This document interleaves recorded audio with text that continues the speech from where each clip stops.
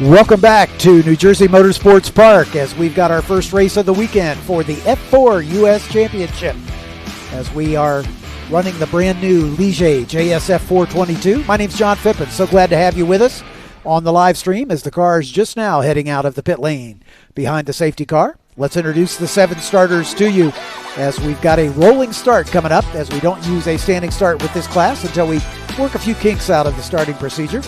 But starting alone in row number 4 is the number 46 of Connor Roberts out of LaGrange, Georgia. Connor, a 19-year-old racing for the eponymous Team Roberts racing team. Starting on the outside of row number 6 is the number 54 of Lincoln Day, an 18-year-old out of Jackson Hole, Wyoming for the MLT Motorsports team.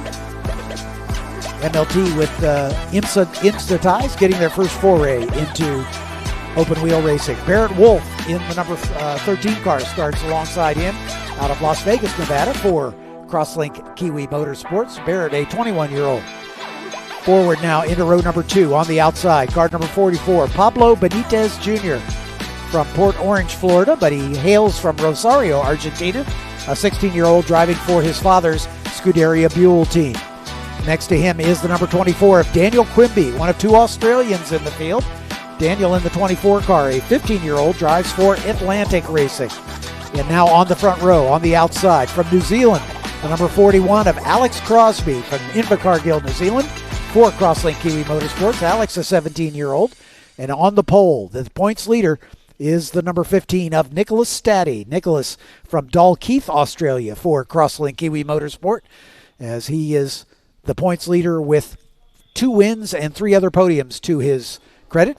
Joining me in the commentary booth for this race, we have Alex Berg, who is the one of the co-team owners of the Berg DMG racing team, and one of his drivers, Harbir Das. Welcome to both of you as we are getting ready for the rolling start here. And there's the green and a big jump from the second row as the 44 car, Pablo Benitez Jr., makes it 3 wide in the run down toward turn number 1.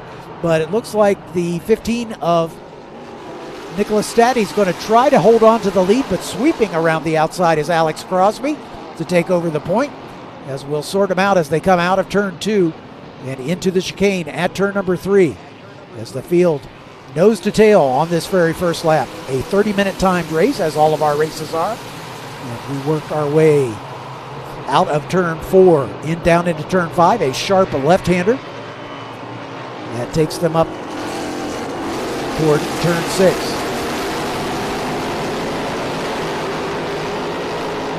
Big jump at the front for Pablo Benitez Jr. in the number 44 as he takes the point and tries to stretch his advantage away. Nicholas Staddy there in second spot in front of this train of 5 cars, as Benitez Jr. disappearing into the sunset out in front of this one. There is Nicholas Staddy, as we said, the points leader, looking for his 3rd win on the season perhaps here at New Jersey Motorsports Park.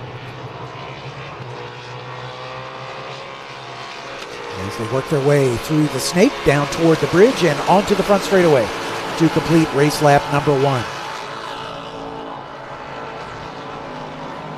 Pablo Benitez Jr., Nicholas Staddy, Alex Crosby, Daniel Quimby, Barrett Wolf, Connor Roberts, and Lincoln Day in that order. As a great scrap now for second spot. Staddy and Alex Crosby having a good battle, kind of renewing the battle they had at Mid-Ohio, as they swapped first and second positions, as we've got a car off course going straight through the chicane at turn number 3, and he will drop all the way to the back. I think that was Nicholas Staddy. No, I'm sorry, Staddy's right there. Forgive me, I misidentified that car. I think it was Barrett Wolf who dropped all the way back. But a good battle there for second. Nicholas Staddy has his hands full with Alex Crosby, the New Zealander.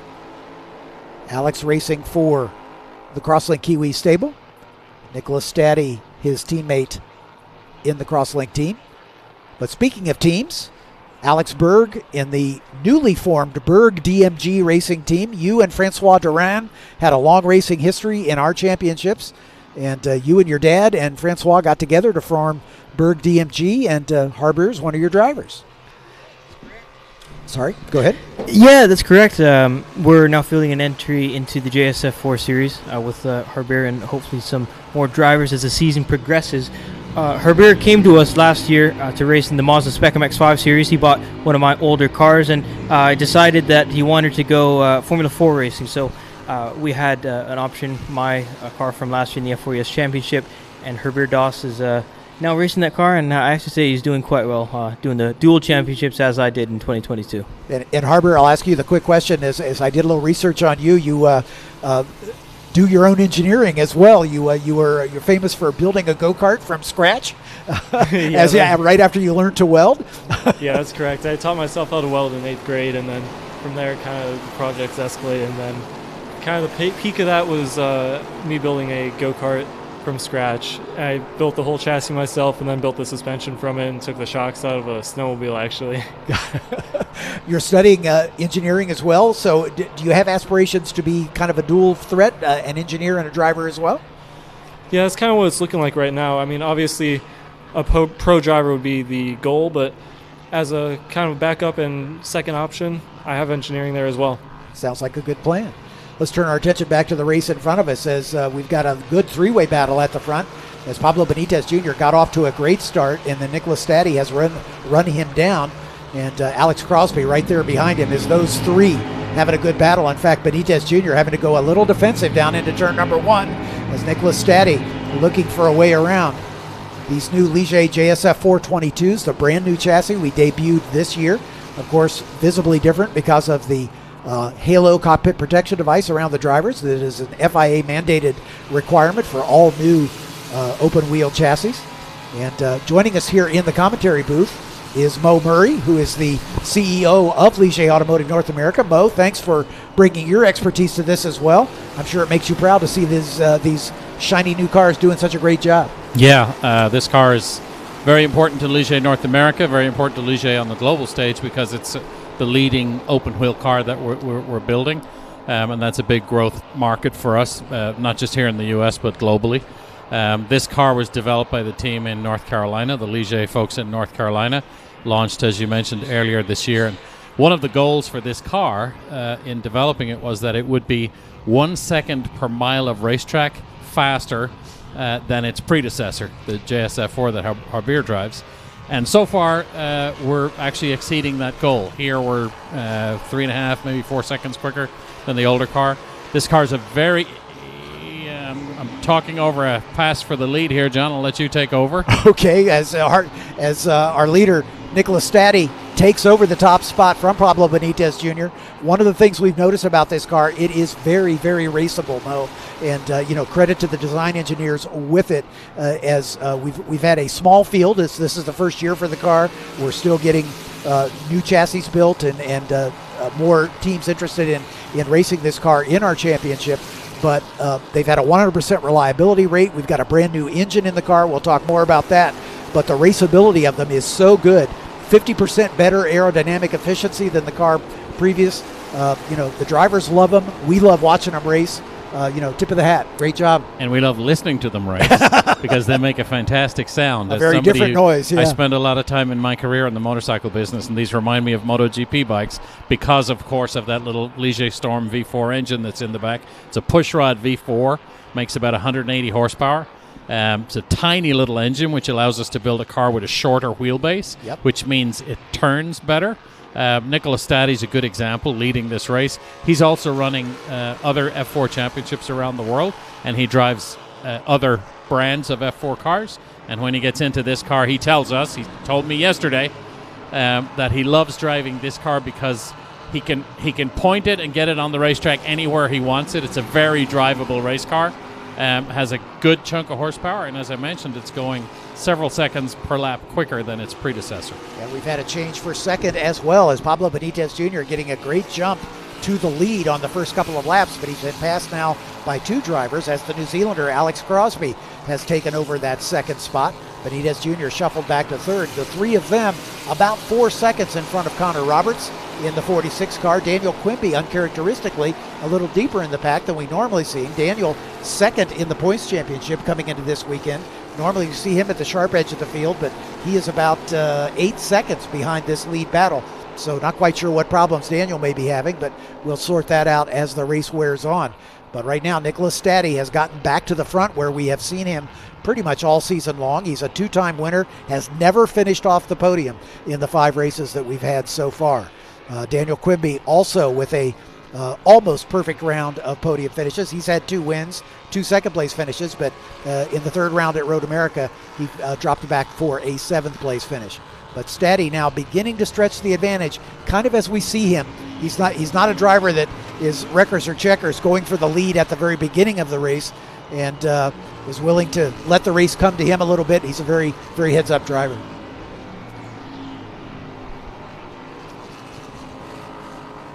Alex, of course, you raced with us in the F4 Championship. You're now campaigning a partial season at least in the British F4 Championship. Tell us a little bit about your, as we got a car off at turn 2. That's the 54, of Lincoln Day, who had a nice 360 in the grass, but he's able to gather it up, and he'll be able to continue. So Lincoln Day, he's had kind of an eventful weekend in the MLT Motorsports machine, but he's able to get it back on the racetrack as we turn our attention back to this battle for 1st and 2nd. I'm impressed with Alex Crosby as the New Zealander after falling back to 3rd at the beginning of the race, now in 2nd and piling the pressure on Nicholas Staddy. As we've got a car in the pits, and it is Daniel Quimby. We talked about the fact we're used to seeing Daniel at the sharp edge of the field, and obviously a problem with that car as the crew has it up on the jacks, and they're having a look at the right front suspension, and it looks like his race may be run. Don't know if he hit a curb or whatever, but they're with arms akimbo looking at that car, looking like this may be the end of the day for Daniel Quimby, and that's a tough way to end the race. And if that's the case, Mo, that might be our first retirement of the season, if that turns out to be the case. And we'll see if there's any help to be had. Daniel's still in the car talking with his engineer, but it does not look good for Daniel Quimby as he'll drop to the back of the field with that mechanical issue. Anyway, as I started to say with Alex before we had the issue with Daniel, tell us a little bit about the differences you've noticed between the F4 Series in this country with the car that Harbour is now driving and the car that you race with over in Great Britain. Well, I think most of you may not know this, but I was actually the first person to drive the Ligier JSF 422. I did quite a bit of development work with Ligier back last year in July and June, and throughout some months of the winter. Obviously, the chassis that I run in the British F4 Championship is a Tatis, and it's on a different tire, the Pirelli. Right. And I'd have to say that's apart from the motor, that is the biggest difference in the car. I really love driving the JSF 422. Absolutely phenomenal sound. I never drove the finished product, but I drove it back in November. Loved the car, lots of fun to drive, and quite different than the British F4 Championship car. And my season in British F4 has gone quite good. I've had a win so far with partial budget. I've been trying to find budget after every single race, and the races over there are basically every 2 weeks. So it's been a packed season. It's very immersive in the way that basically at the track all the time, and it's just different stuff over there. We can see Daniel Quimby, our camera crew, picking that up. A great job. Thanks again to the folks from Live Race Media providing the streaming coverage for us here this weekend. But tough break for Daniel Quimby. He's out of the car and clearly retired. But this battle at the front is a dandy between Nicholas Staddy and Alex Crosby. Crosby getting really, really close and then dropping back just a little bit. I'm guessing that he's being a little strategic here, looking for the right opportunity. And Harbour, let me go to you. One of the advantages of the F4 car over the FR car that we saw in the last race that we covered on the stream, there's a lot of downforce generated, but still so much so that these cars you can race closely, follow closely, and you don't lose all of that front downforce from the aero wash coming off the leading car. Again, the aerodynamic efficiency plays into that, and looks like that's the case here as well. Yeah, that is the case, and even though you can run so close together at this track, it's a very difficult track to pass at, which is part of what makes it good, because a good driver will have to force the leading driver into a mistake in order to pass him. And I was able to do that in turn 1 on the second lap of my race, and looks like that's going to be what's going to have to happen here, but we'll see if he can make it happen. Alex, you raced at this racetrack a year ago when you were with us in the championship. And obviously, I don't know if you've had any competitive lap times on this racetrack since the repave, but it's certainly made the racetrack a whole lot faster. And with that, I think has changed the dynamic of the racetrack. We've had a lot more spins, a lot more cars going off this weekend than we've had in the past 3 years that we've been here. And I think this new racing surface has lent itself to the car being so much faster that it's a little harder for the drivers to stay within the lines, I think. Yeah, absolutely. The repave, I don't know. I'm a fan of it in the way that it made the racetrack much quicker, but I kind of like the weird way that New Jersey was before the repave. Super low grip and super high tire degradation. So it was a game of strategy while you were in the car and how to set up your car just right so that it when the tires go off, it wears in an even fashion rather than losing the rear or having a bunch of understeer. So I wouldn't say it's lost character, but it's definitely different. Yeah, exactly right. We've got another great battle going on for third and fourth. Pablo Benitez Jr. has been caught by Barrett Wolf. And as they crossed the line, they were 1/1000th of a second apart. And that is the battle for third and fourth right now. Again, as we've been following this lead battle, which is equally good.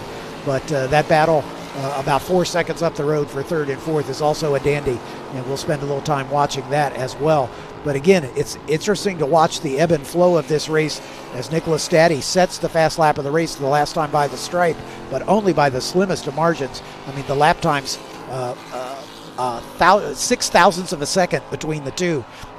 They are virtually identical lap times, and it appears that Alex Crosby, there are places on this racetrack where he's more comfortable, is able to get a little closer, other places where Staddy's able to draw away and open the advantage up. But the average lap time as they cross the line, virtually identical between these two drivers. As we turn our attention back to that third and fourth place battle, they'll be coming up over the hill in the background here. There you can see Pablo Benitez Jr. running all by himself. So that was a lap ago that Barrett Wolf was right on his tail, and Barrett has obviously had an off because now he is well back in the battle for fourth place. So I'm not sure where that happened, but Barrett Wolf had a moment apparently and has dropped back well behind Pablo Benitez.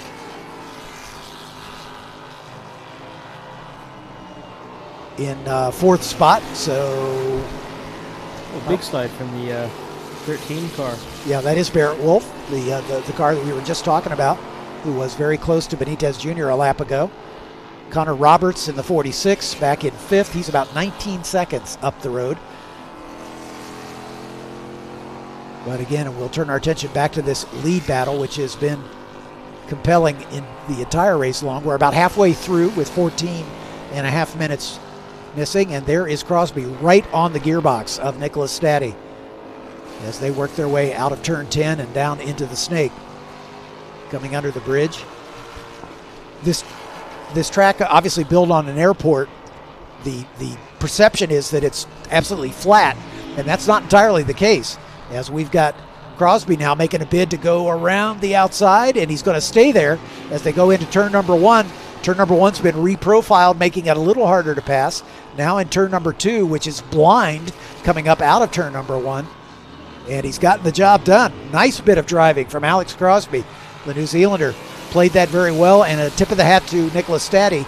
He could have forced the issue and forced Crosby off to the outside there at turn two, but he didn't do it. He gave him racing room, and they'll both live to fight another day here. Oh, Crosby getting a little tail happy, and he's going to give that lead back just with that little bit of a mistake. It shows it doesn't take much as the favor being repaid here as Staddy going around the outside. Down into turn six, they're still side by side. Great racing here between these two, giving each other racing room. Now into that almost endless decreasing radius series, turn 7, 8, and 9, and then quickly back to turn 10 where you go left. And it looks like Crosby's going to be able to hold off Staddy. But tip of the hat to these two drivers. They gave each other just the right amount of racing room. Nobody forced anybody off the racetrack. And they're going to live to fight another day. They've got 12 minutes to go. I have a feeling this is not over yet. It's quite interesting to see the difference in tire degradation. As you said, Benitez Jr. was leading the race early on, and now he's dropped back quite a bit. And has been a lot of lead changes so far. Yeah, and as we look at the lap times, Benitez Jr. is actually right now lapping almost 2 seconds a lap quicker than our two leaders. So he's got a 4-second deficit to make up, but with the 12 minutes left, he might be able to catch back up. And I think that's a timing and scoring anomaly, because again, we're seeing on the timing screen that Benitez Jr. and Wolf are, milliseconds apart, and clearly that is not the case.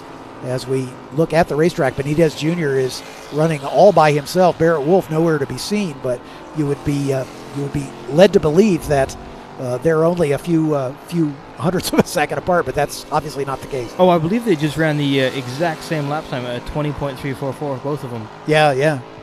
So clearly the lap times are identical, but unfortunately that doesn't translate necessarily into track position.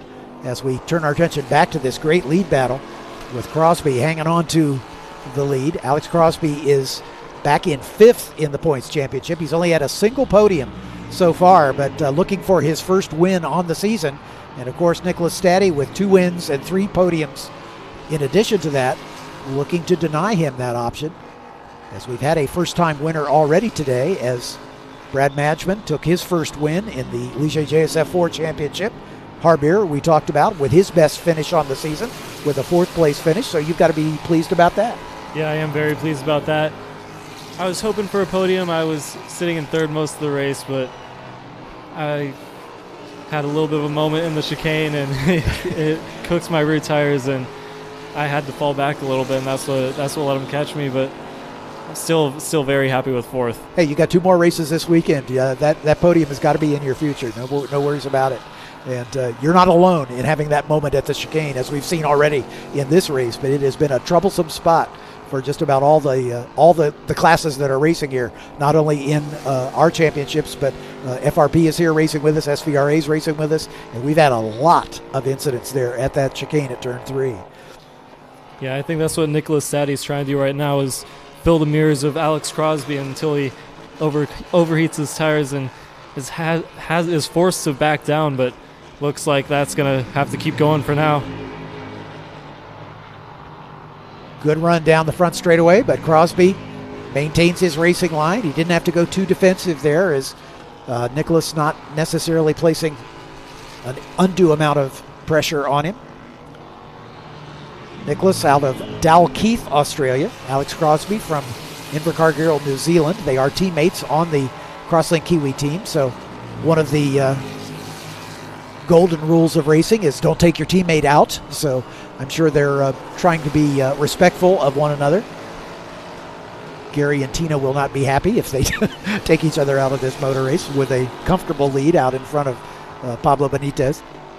As we've got another car going through the chicane, and that's the 46 of Connor Roberts. And we've got the 54 car of Lincoln Day into the pit lane, and Lincoln hobbling just a little bit.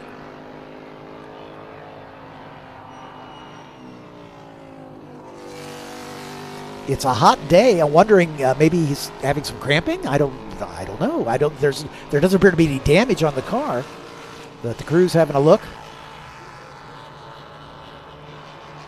So tough luck for Lincoln Day, and we were just bragging on the fact that we've had, a 100% reliability rate on it, as Alex Crosby has just set the fastest lap of the race at an 18.8.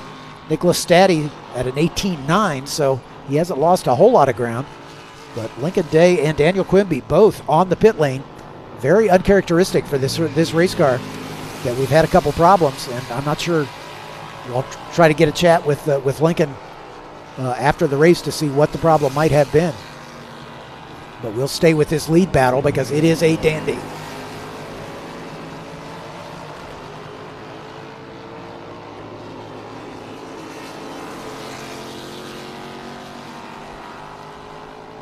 Bo, I'm going to ask you a question. I noticed the what you would call the brake lights on the car flashing when the cars are on decel. Is that by design, or do we know why that's happening? Or is that a byproduct of the video? No, it's not a byproduct of the video. They are flashing. I'll be very frank with you and tell you I don't know why. I don't think they're meant to. I think there might be maybe a software glitch or something. Got it. On that car. It's not like in Formula One where those lights are flashing, they're harvesting for their hybrid system or something like that. We're nowhere near that complex with these cars. So I'm not really sure why, but I can tell you it's not impeding his ability to race with Daniel Quimby at the front here. This season so far, my guess is this is probably the best race we've seen at the front. Yes, sir. For sure, that lap and a half they ran side by side, I think, was very entertaining. So unfortunate, we now have 2 retirements. They're the first 2 retirements on the season, as you mentioned earlier, with Daniel Quimby and Lincoln Day out of the race. One of the things that's important to note about Staddy is he races F4 cars around the world. He races in other championships in Asia and in the Middle East. And when you do that, as Alex Berg knows, you get faster. You're racing against much higher levels of competition. But maybe not higher levels in terms of skill, but the ruthlessness in those championships is an important factor. And we've seen from Nick Staddy that he gives no quarter when he's in the car. And I watch him, he's dropped off a little bit now, but I watch him get right up under the rear wing of Alex Crosby. And I think we've about 6 minutes left in this race. I think he may be just cooling his tires a little bit and getting ready for one more run at Alex Crosby to try and win this race. As the points leader, he's not going to do anything crazy. He's not going to put his second place finish at risk. But if he can get up under his wing one more time, I think we'll see him try to lead this race at the last lap. And in Nicholas's defense, obviously the guy who's closest to him in the points championship, Daniel Quimby, sitting by the wayside for whatever reason. So Pablo Benitez Jr. now is his closest pursuer, and Pablo's one place behind him, so he'll be able to stretch that points lead just a little bit. Alex, I'll turn that question to you that Mo just raised. Do you find the competition more ruthless in the British Championship than we found it here? Well, that's a really interesting question. I'd have to say it's a different style of driving. They have a lot more rules over there in terms of stuff like track limits, and surprisingly enough, the British Championship specifically has more rules on what you can and can't do to the car. So it's extremely equal. The motors get sent in halfway through the season to get rebuilt and equalized. So I would say it's a little bit more ruthless, and at least the British Championship is ultra competitive. So, I mean, that's why I went over there. So, regardless of what the future holds for me, I believe that racing in the championship will elevate me as a driver, improve my craft, improve my skill. And so I feel much more confident coming back here. And, coming back here to the USA and being able to engineer her beer, who's doing quite well this weekend, and say hi to a lot of my old friends and competitors is a great feeling. I love attending these events. And you're here with your dad too, and that's not a bad way to spend a race weekend. So. Yeah, of course, it's quite a bit of fun being a team owner and engineer. There's another shot at Pablo Benitez Jr., our third place runner in the number 44 car. He's about 10 seconds behind this battle in front. Harbor's point made earlier is interesting because he looked like he was going to run away with this in the early stages of the race, but then it came back to him, and now he's kind of fading a little bit. So it makes you wonder if he just used up the tire a little too much in the first couple of laps, and now he's paying the price. Yeah, so it looks like Nicholas Staddy actually set the quickest lap, and so it looks like I saw him weaving on the straight a little bit, not weaving, but ducking to the inside, just filling the mirrors to try to force him into a mistake, but he looks like he just keeps going strong. He's going to have to wait this one out, I guess.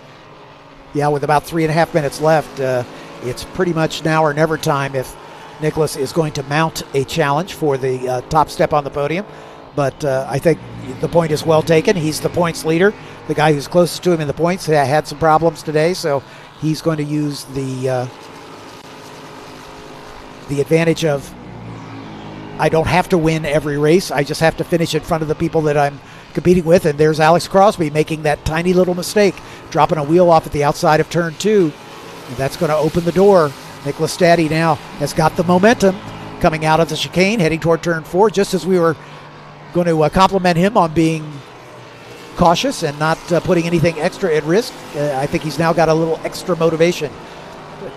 Is that how it works for you as a driver? If the guy in front of you makes a little mistake, does that give you a little extra adrenaline buzz to go after him and try to take advantage? Yeah, of course. So anytime you see a little speck of dust fly up from a car in front of you, it just gives you a little bit more hope. You just try to put your head down and work your way back up to him. But it looks like he just didn't have that opening, which hats off to him. Didn't try to dive bomb him at the last minute and cause a wreck, but it got him that little bit more closer.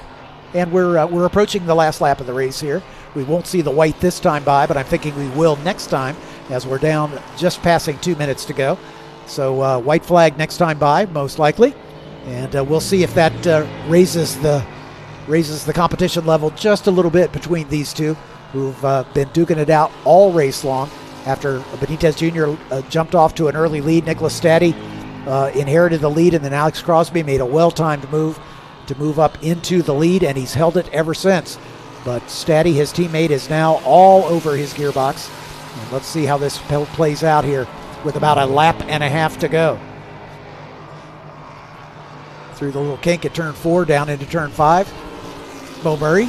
And John, you know, Staddy will know that Quimby is out of the race because they all have radio communications. Sure. He's been told Quimby's out of the race. But now he's 15 years old. He's tucked under the wing of his competitor in this race. Yep. And that's when the red mist starts to come in. And, you know, he's gonna try and drive as professionally as he can. But at what point is he going to maybe dive bomb? I think this last run down into turn 1 is going to be interesting if he can get close enough. Yep, exactly. And they're coming to the white flag this time by. So let's see if this makes things any different as we all raise to our feet to get a good look at the view of these cars coming onto the front straightaway. The white flag flies. Alex Crosby with about a 5-car length advantage. Let's see if Staddy's close enough to make the move down to turn 1. Both of them get a little squirrely. Staddy as late on the brakes as he dared, but not able to get close enough to make a move here. Out of turn 2 into the chicane, an area where we've seen lots of trouble for some of these drivers, but both of them looking clean. Out of the chicane down toward turn number 4, just kind of a high-speed sweeper. Not really much of a problem. Heavy braking zone down into turn 5. Big moment. Yep, as both of them getting a little squirrely. And this is where we saw Crosby drop a wheel off and it almost cost him the lead earlier in the race, but they're both keeping it clean now into turn 6. And a bit of a straightaway down toward turn 7. As like I say, the cars are absolutely equal. Their lap times are virtually identical, within a few hundredths of a second. Into turn 10 for the final time. At this point, it looks like Crosby has got it covered. I think Staddy has realized that he can't do anything with his teammate, and he's going to settle for second spot unless Alex Crosby makes a big mistake in the final 100 yards here. It looks to be going his way.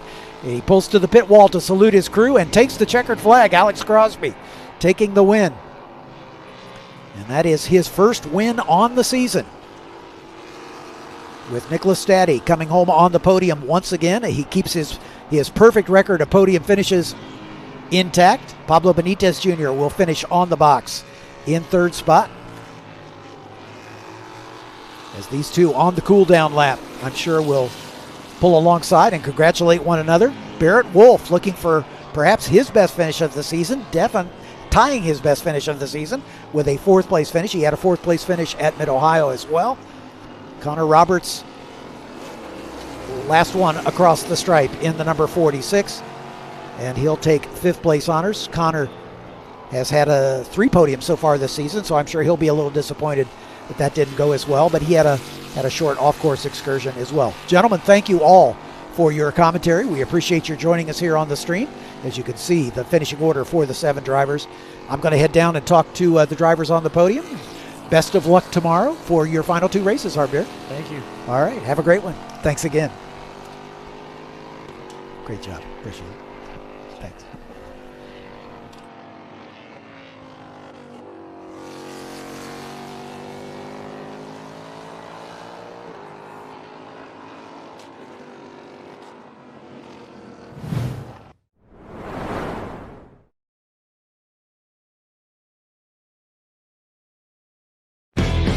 The Summit Point Speed Tour returns to Summit Point August 16th through the 18th, featuring the Sports Car Vintage Racing Association, Formula Race Promotions, and Optima's search for the ultimate street car. Saturday, you can take part in the Haggerty Cars and Caffeine Car Show with Parade Lab. You do not want to miss the Summit Point Speed Tour August 16th through the 18th. Advanced ticket discounts available. Children 12 and under are free. For tickets, simply go to speedtour.net.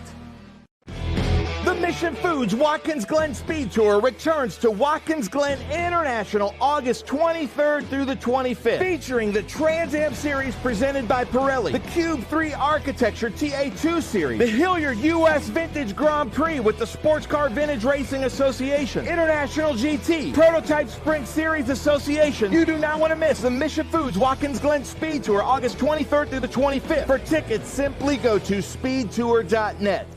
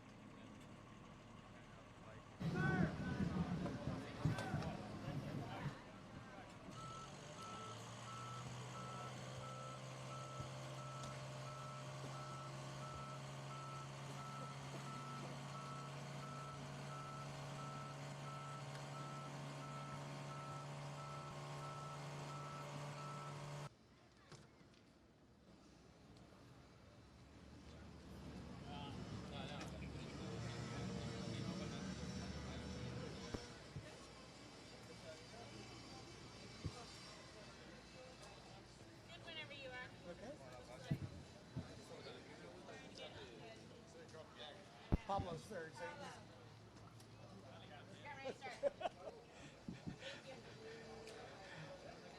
Let's get our podium celebration underway and bring up our third place finisher, his second podium on the season, Pablo Benitez Jr.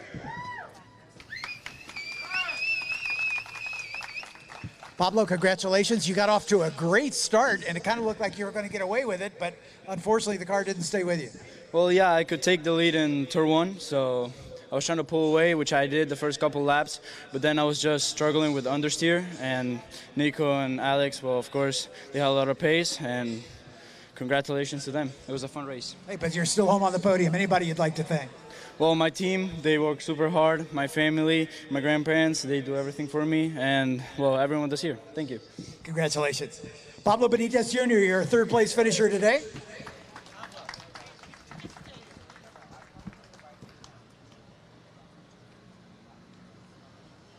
Let's bring up our second place finisher, 4 podiums on the season to go along with 2 wins, and still your points leader, Nicholas Staddy.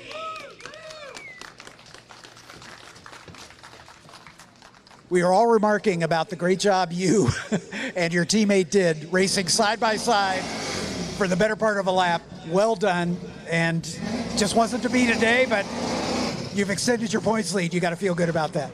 Yeah, good, of course. Credit to Alex. He did an amazing job.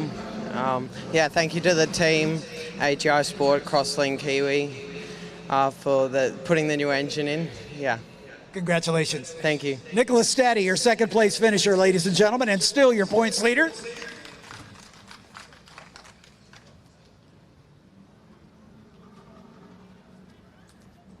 This gentleman has been close, but he's finally to the top step of the podium. Alex Crosby, ladies and gentlemen.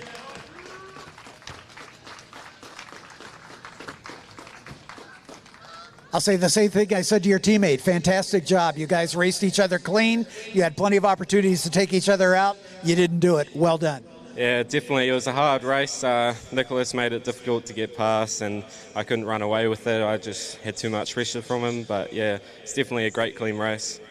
Anybody you'd like to thank? I'd like to thank my team, Crosslink Kiwi Motorsport, my engineer Matt, my mechanic Juan, and everyone at home for supporting me, and also my sponsor, Golden Homes New Zealand. Congratulations on your first win. Thank you. Alex Crosby, ladies and gentlemen, top step of the podium for the first time.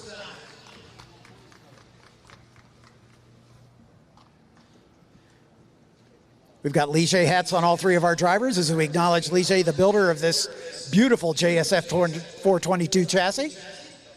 On debut here this weekend, not this weekend, this season, I should say, as now we give our thanks to Radford Racing School, the Radford Racing School Karts to Cars Scholarship that our reigning F4 champion took advantage of to move up into the F4 championship from his success in karting in his native Canada. And of course, Hankook, Danny Van Dongen, and his crew do a great job keeping these cars all supplied with Hankook slicks. And they earned their money today, as on a nice hot day like this on a brand new racetrack, a bit of an unknown quantity. And Hankook came through with flying colors, for want of a better term. And now it's time for me to shut up, and let's have a little bit of a celebration. One more round of applause for Pablo Benitez Jr., Nicholas Staddy, and Alex Crosby.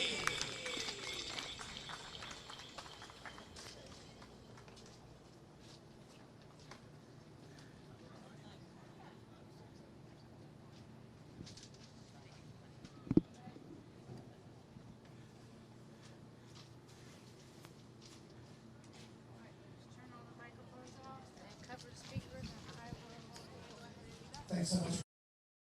Tomorrow morning we start at 8 o'clock, racing all day tomorrow. Have a safe journey home to